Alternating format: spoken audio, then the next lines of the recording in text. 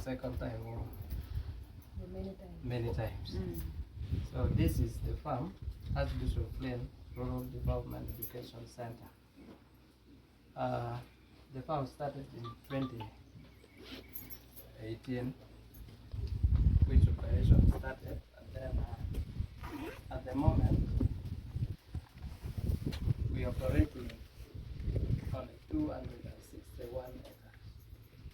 But other part is reserved when you see it from this side. Then the one which is open for crop cultivation is 145 acres. The other side is reserved for agroforestry, and this one will be for animal, and then it will also farm for crop rotation in future when this side gets exhausted. Then behind we have cassava garden. Then along the stream we have for rice, and then we have also fish pond there.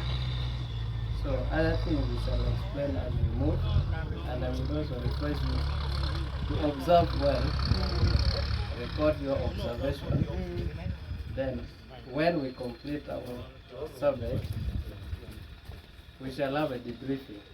Let us agree, are we going to have the debriefing here or from the school where we shall have our lines? From school. Yeah. Here we have come for field work. Won't be for each other when you move it.